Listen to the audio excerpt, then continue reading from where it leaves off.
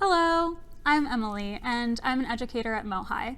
And this is Collection Connections, Objects in Question, where we take a quick peek into Seattle history by taking a really close look at an item in our teaching collection to see what it can tell us about the past.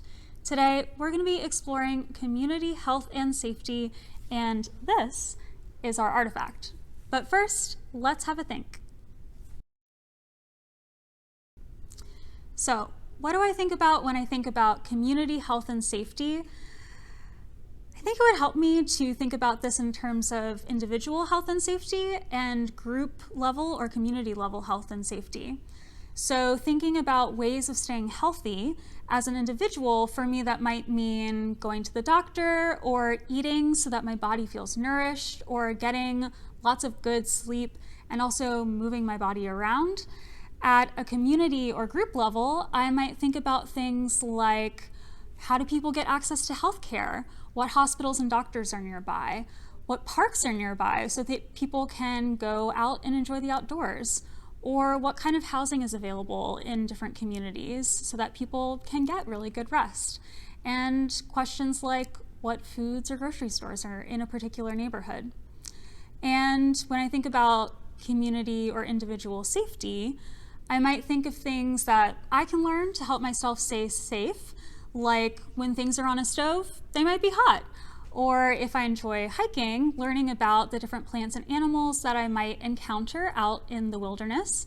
And when I think about community safety, I might think about where are places that people can learn these things, or jobs that exist that help others in the community stay safe, like school crossing guards who help us get across the street safely, or programs like the Stay Healthy Streets that the city of Seattle set up during the pandemic, which was to kind of block car access to certain streets in specific neighborhoods so that people had a little bit more room to move safely outdoors during the pandemic while they were mostly at home.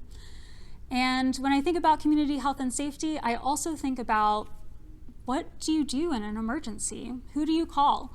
And for that question, it really depends on the person and also what kind of an emergency it is, right? So hopefully you have a list of people that you know to call, or trusted adults that you can go to with certain kinds of emergencies. A lot of people also immediately think to call 911 in an emergency. And there also might be things like fire drills that you do at school that help the whole school and its students and its teachers be prepared for something like a fire. So those are some of the things that I think about when I think about community health and safety. This is the object we'll be exploring today. Our first step is just to take a look at our artifact.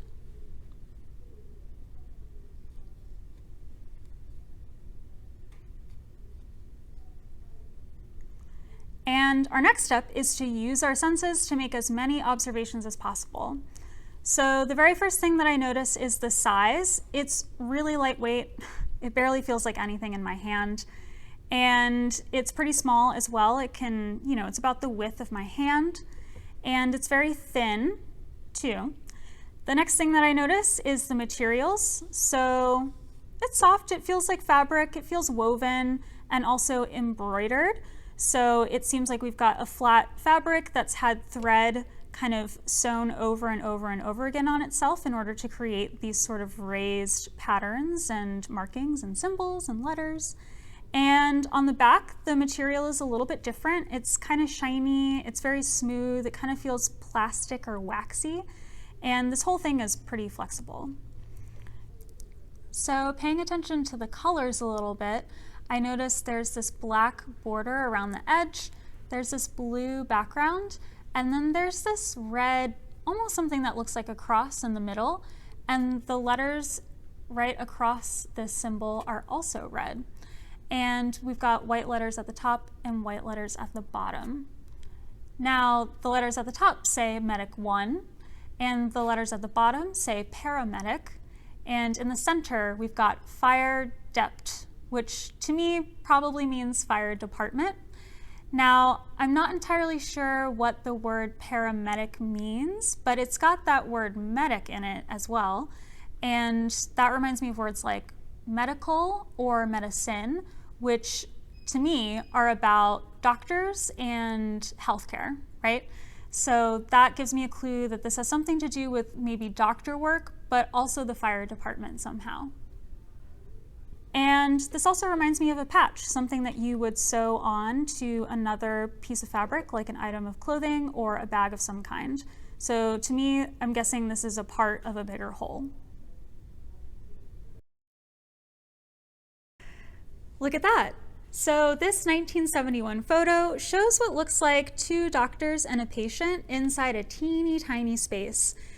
Now, it looks like the patient is lying on something that looks like a cot, and the people that I think are doctors, I think that because they're wearing uniforms and they're using things that I recognize like a stethoscope, they also look like they're surrounded by other kinds of medical equipment. And if we look really closely, we can actually see through that back window that there's a street outside. So the reason that this medical space is so tiny is because it's inside of a van. So Medic One is, like our patch said, a paramedic program. So paramedics are people who provide care in an event of an emergency on site where the emergency happened or on the way to the hospital. Now, Medic One is one of the earliest paramedic programs in the country. It started in 1970, just before that photo was taken, and it was a partnership between the Seattle Fire Department, Harborview Medical Center, and the University of Washington. Now, the idea is pretty simple.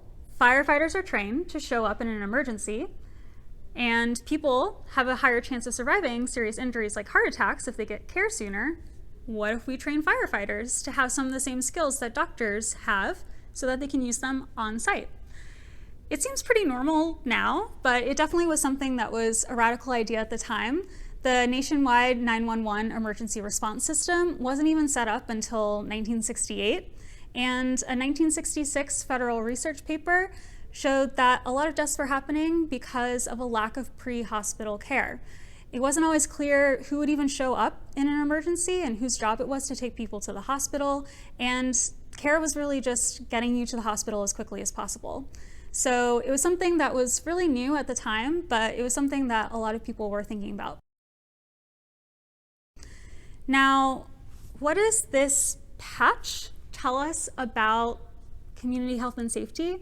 I think one of the things that this patch kind of definitely highlights for me is all of the different parts and pieces and details that go into setting up a program like Medic One, right? So this is part of a uniform, and somebody not only had to design the whole training program and the logistics, but also small pieces and details like this uniform and what it looks like.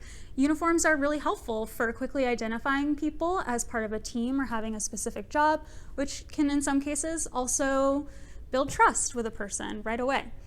And I also think just learning about Medic One, that it's really an example of how innovation can be about coming up with a new process instead of just making a new kind of object or invention.